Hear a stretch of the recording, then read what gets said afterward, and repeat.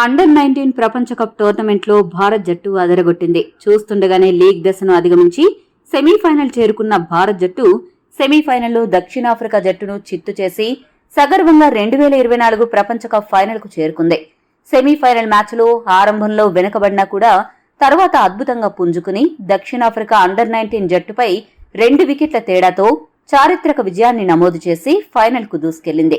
దాదాపుగా విజయంపై ఆశలు కనుమరుగైన సమయంలో captain Uday Sharan, middle order batsman Sachin Dhas ఇద్దరూ కలిసి 171 పరుగుల రికార్డు భాగస్వామ్యం నెలకొల్పి భారత్ జట్టుకు మార్గం సుగమం చేసి విజయాన్ని కట్టబెట్టారు.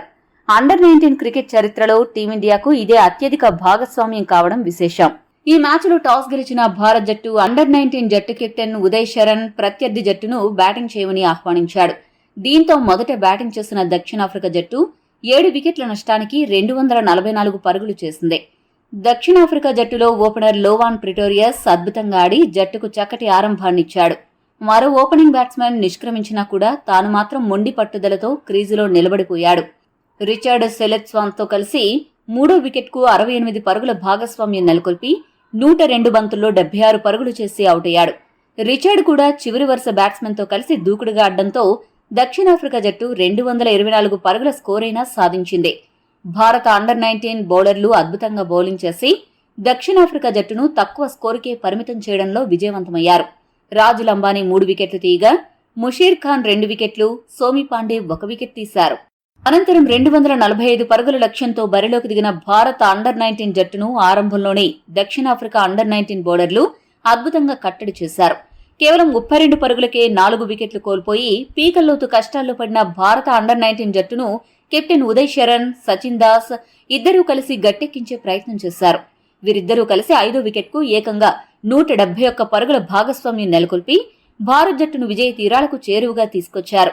వీరిద్దరూ బ్యాటింగ్ చేస్తున్నంతసేపు దక్షిణాఫ్రికా బౌలర్లు ఈ భాగస్వామ్యాన్ని ఎలా విడదీయాలో తెలియక జుట్టు పీక్కున్నారు. ఏం చేయాలో తెలియక నిస్సహాయంగా ఉండిపోయారు. ముఖ్యంగా సచిన్ దాస్ అయితే ఏమాత్రం భయం లేకుండా దూకుడుగా ఆడుతూ దక్షిణాఫ్రికా బౌలర్లను చీల్చి చెండాడాడు. మరోవైపు ఉదయ్ శరణ్ అతడికి అండగా నిలిచి ప్రోత్సహించాడు. వీరిద్దరే మ్యాచ్ను గెలిపిస్తారు అని అనుకున్నారు. కానీ దురదృష్టవశాత్తు సచిన్ దాస్ సెంచరీకి 4 పరుగుల దూరంలో అవుటైపోయాడు. సచిన్ దాస్ 95 బంతులను ఎదుర్కొని 101 స్ట్రైక్ రేట్తో 96 పరుగులు చేశాడు.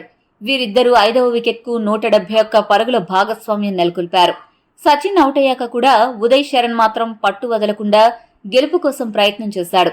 కానీ టీమిండియా వరుసగా వికెట్లు కోల్పోతూ చివరికి ఉదయ్ శరణ్ వికెట్ కూడా కోల్పోయినా లక్ష్యానికి చేరువగా చేరడంతో మరో 7 బంతులు మిగిలి ఉండగా విజయ తీరాలకు చేరింది. ఈ వీడియో మీకు నచ్చితే లైక్, షేర్, కామెంట్ చేయండి. మరిన్ని స్పోర్ట్స్ అప్డేట్స్ కోసం మా ఛానల్ను సబ్స్క్రైబ్ చేసుకోండి.